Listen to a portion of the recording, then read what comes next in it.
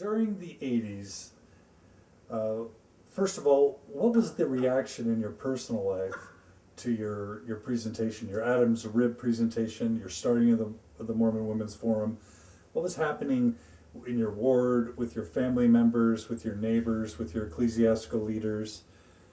What happened in your world? Were you a BYU professor in '84 when you gave that presentation?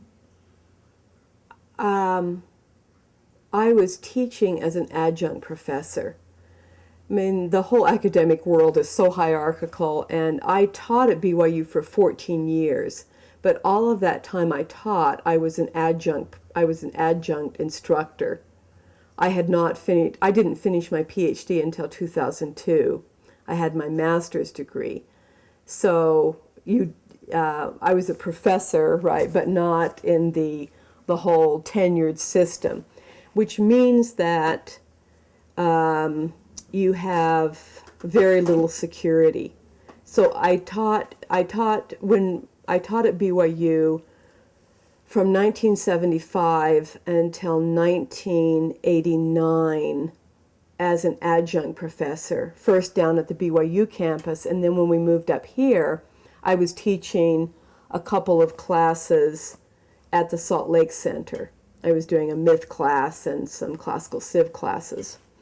Also, I was doing that part-time because I was also having my children. My children were born between 1979 and 1984. So the adjunct teaching worked very well because I could do it, nurse my baby and run and teach a class and come back again because I wasn't full-time.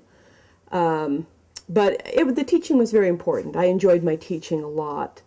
I never brought my, Sunstone issues into my BYU classroom, really.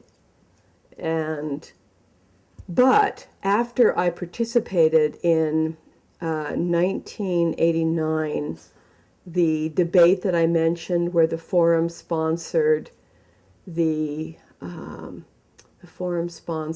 debate about women in priesthood. Should women have priesthood in Mormonism? Which was very well publicized.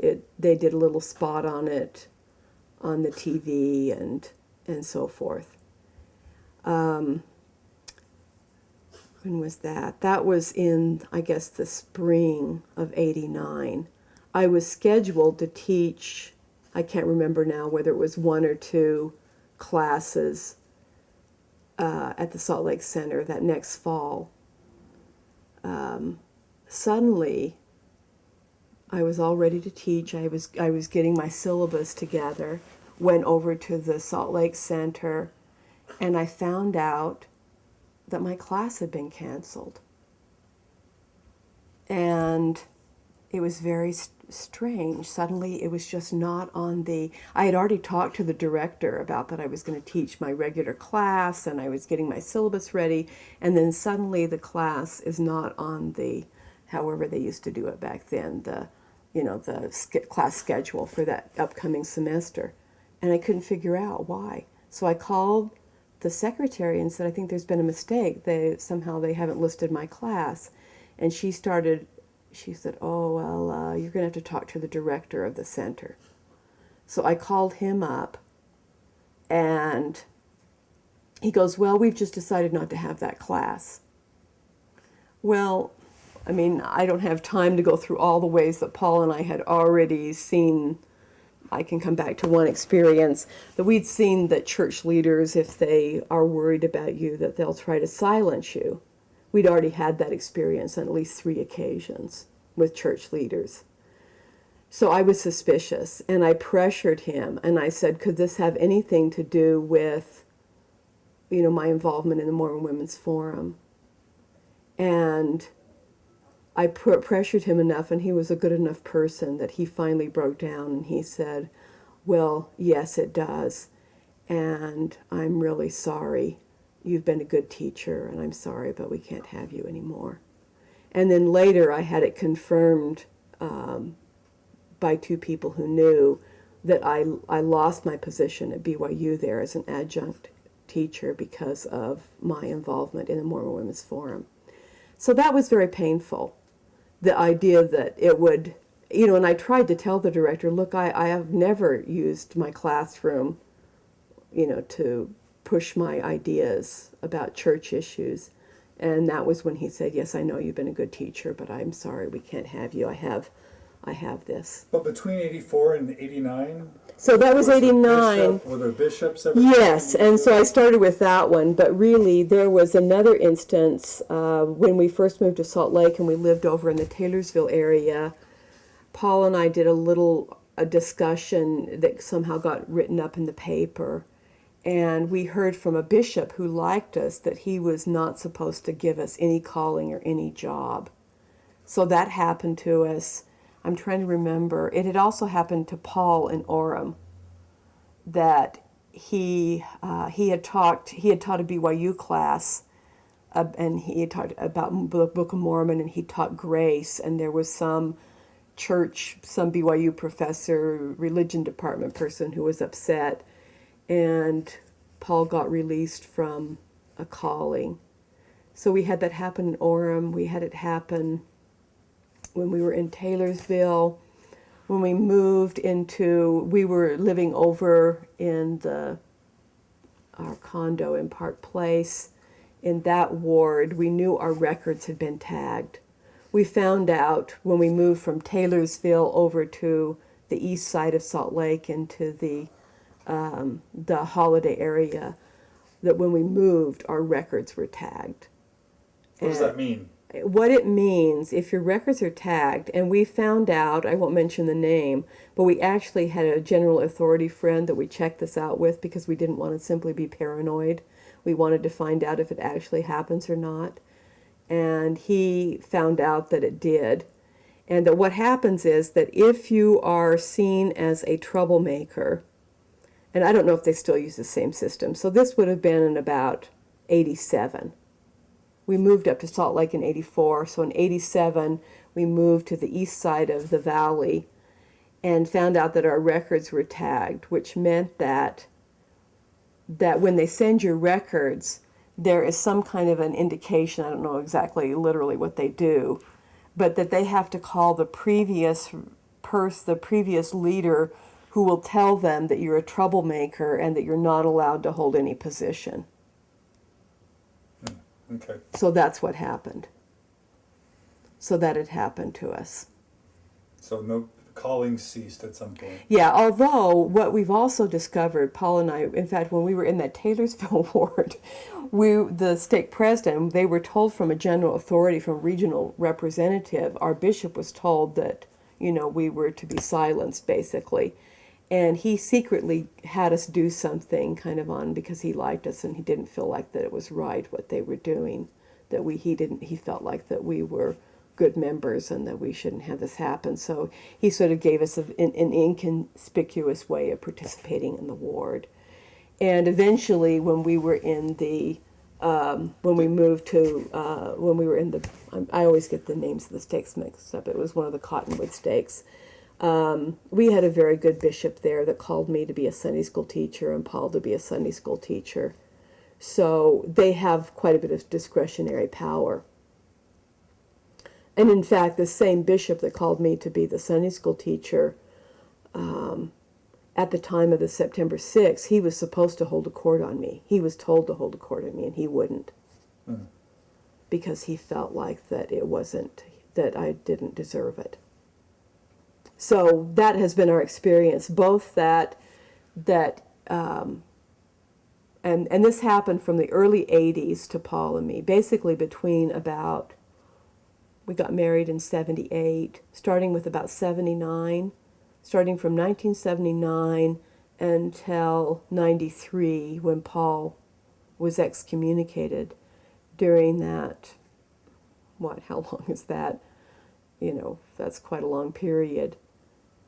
We had one run-in after another with leaders, but what we found was that it was more leaders above who, because something was in the news that we had spoken out on a certain topic, that the topic itself, the regional rep or whatever would tell the local leader that they had to call us in, or that they, shouldn't let us hold a calling, or that we were troublemakers or something like that. And so that we were basically branded. And the only way that then we were allowed to participate from 1979 until 93 was because of the good graces of some local leader who would talk to us and say, I like these people. I want them to be able to bless the ward in some way. So really, it was that long of a period. We were basically branded from 1979 until 1993, and I know it was on a higher level than just that it was leaders above. And were you pained about that? Were you Extremely pained. We were extremely pained. Both my husband and I were. It was very hard. I mean, Paul was a convert, but he had joined very much because of a spiritual conversion. As I've already explained, I had this Mormon heritage. I had been a believer. I was very passionate about Mormonism. I think Paul and I, though, were both also very idealistic. We were part of that 70s generation. It's interesting that when Paul and I first met at BYU, we were part of a group that was very interested in the concept of Zion, this idea of this perfect community that would, economically have all things in common, and that, and at the time we didn't think about that we were really being influenced by this larger countercultural movement of the 60s and the 70s, of the idealism of our generation, and that we were just, we were imbibing these same ideas and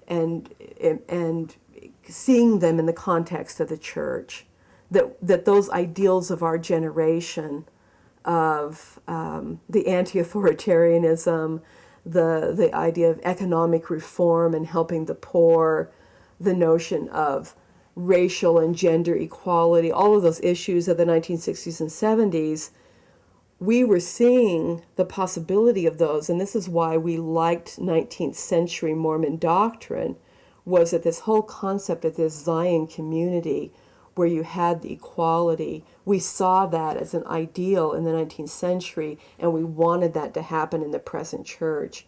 So we were, and what we believed was that this was in the doctrine of Mormonism. All we had to do was reawake to our own heritage, and we could find it there. So a lot of us were talking about Zion, and we were very idealistic and really felt that the church could be better. And for both Paul and me, we also felt that those social issues were connected with the church's failure to teach what we saw as the real gospel of Christ, which was the gospel of love and grace. That for us, so often the gospel is interpreted to mean living all the rules of the church. And Paul and I we both had spiritual conversions where we felt like that the real gospel was the love of Jesus Christ that transforms you into a person that wants to have a community that treats everybody in this way of equality. That was what the gospel meant to us. So we were very idealistic, I have to admit it. So I say all of that because that's connected with how much it hurt us that this was happening. And I think that at first, I've heard somebody say that there's the old statement, if only we can get to the czar, right? If only we can get to the czar, it's these, mid-level bureaucrats that are really causing the problems, but, really on the top, it's God's church and it would all be okay. And I think that what happened to us in the church was that we were very pained by what happened, but we thought maybe, well, it's the regional reps, it's these people, it's people on the lower levels. And between 1979 and 1993, what we came to realize was that at the highest levels of the church, and finally with Elder Boyd Packer, who was instrumental in both of our excommunications, that the church didn't want us and that our vision of Zion and our vision of the gospel was not what the church wanted, and that there was really no place for us. And so it was a process, but from the late 70s to the early 90s of being idealistic and then finally realizing that that at the very top levels, their vision of what the church was very different than what we wanted. So in terms of strategy, maybe you had different strategic approaches depending on the actual era. Sounds like early on it was just a matter of our strategy is let's get the information out there, let's get people knowing about it. And once the right people know, that in and of itself will be transformative. Was there a point where you realized maybe that's not going to work? Let's go try and set up interviews with these men. Let's try and get to them more directly. Or was there ever sort of how much do we really want to be this outspoken, antagonistic, or a strong voice of opposition that will just sort of compel over time them to start paying attention? Actually, John, you've just said very eloquently the process. As I said, we started out idealistic and just feeling like, both Paul and I started out that way, feeling that you just had to preach the truth, right? And that people would respond to the truth, that it was a matter of getting the information out there, and that we believed that everybody had goodwill, right? Paul and I have very different personalities.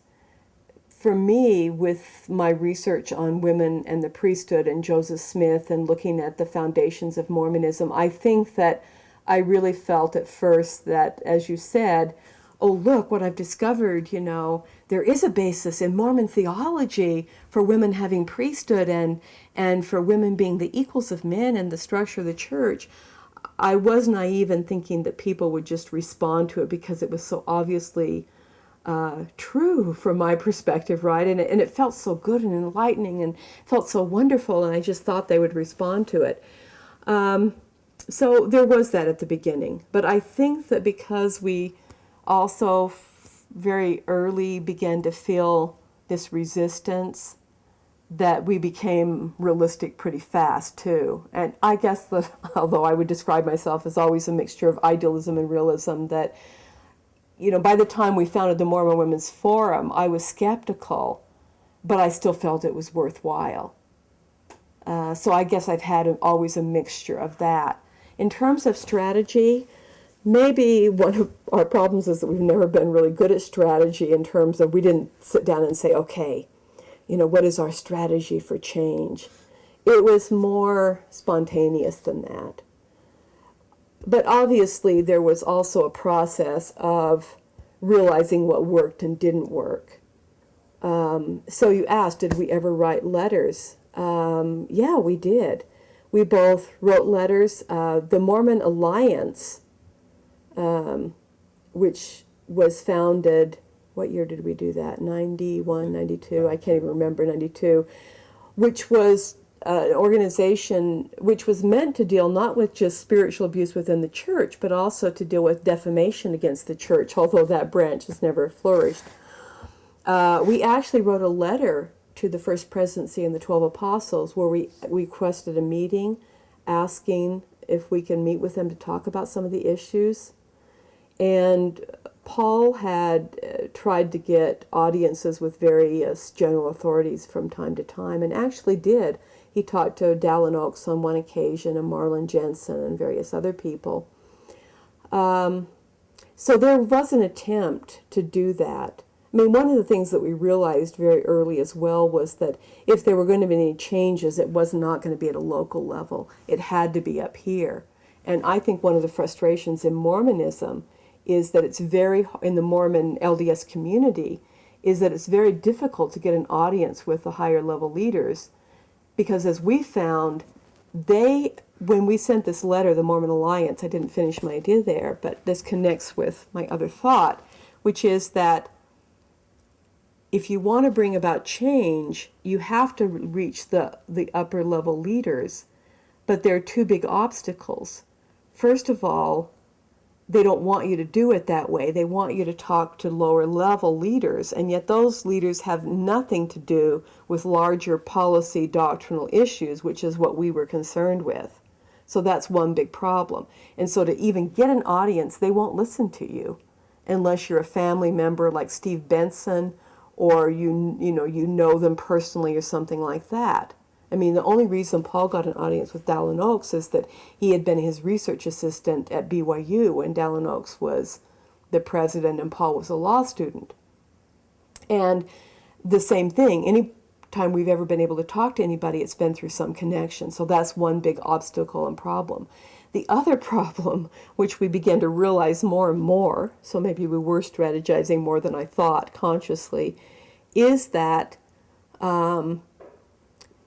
any kind of either not just criticism, but even a suggestion that there is something that is wrong that you might have an answer for that they would like to hear is considered almost apostasy in and of itself, because it's saying you don't have all the answers.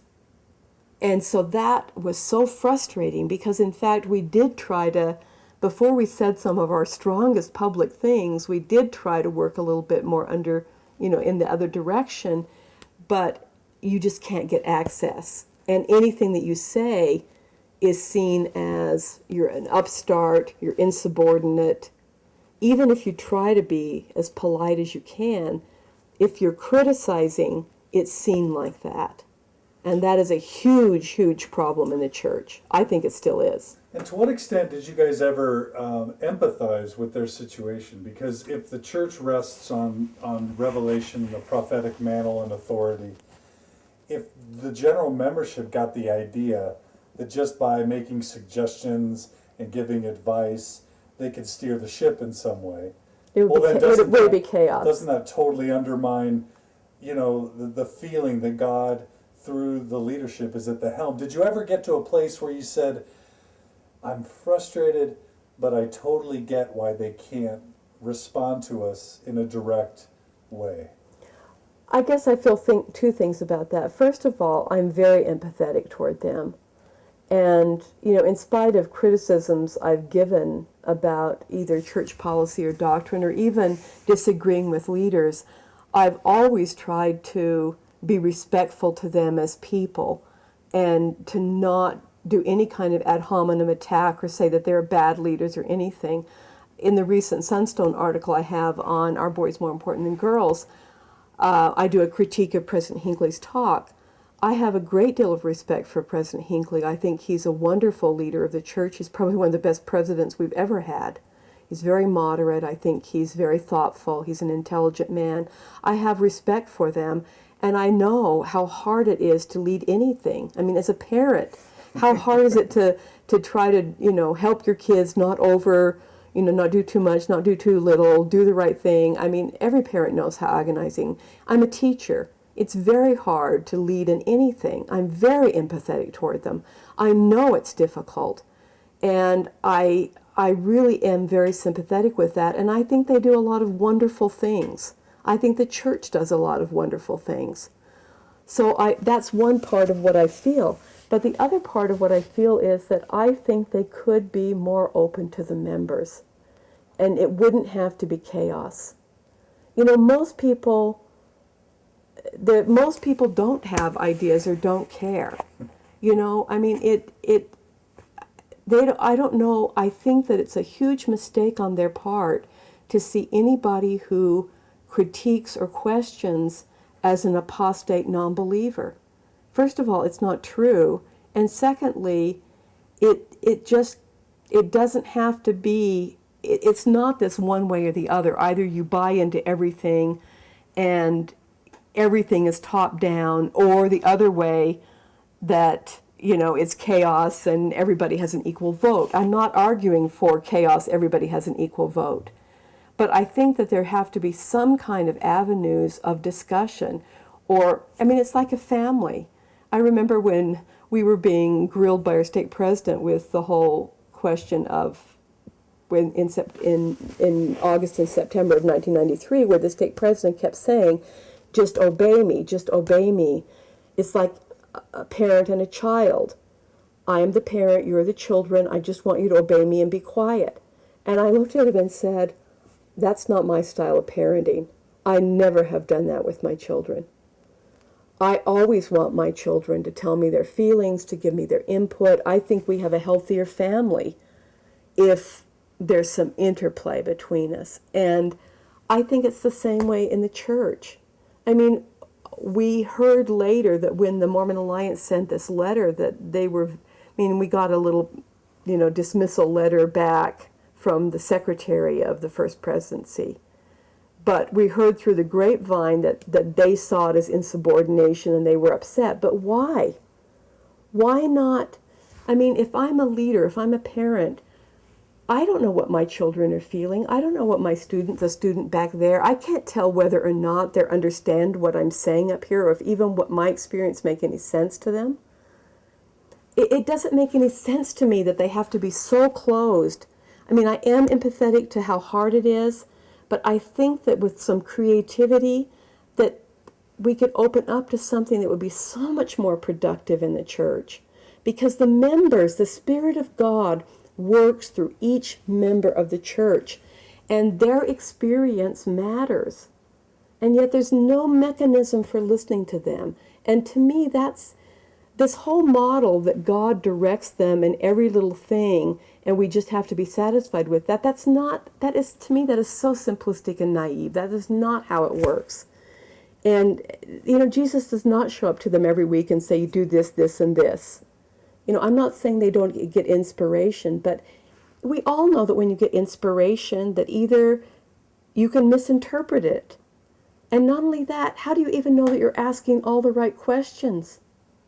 The air conditioning, if I'm sitting at the front of the room, I'm at the front of the car, and the air is blowing on me, and I'm going, it's fine, and I'm controlling the dials, but the person in the very back, we have this huge van, and the person in the back is ready to faint because they are not getting any air whatsoever, right? And they go, I'm dying back here, air, please, air. And the person at the top says, I'm the leader here.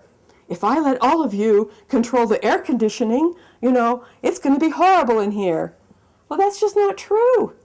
There's a big group here. We've got to listen to all the voices. So I just think that is a false model, the idea that we're going to have chaos if we let members talk about what their problems. Even the fact that if you say, I'm hot, I'm dying, I can't breathe, you're an apostate because you've critiqued the church, right? That's basically the analogy. It doesn't make sense to me. I think there's got to be somewhere in between where I've never said that, they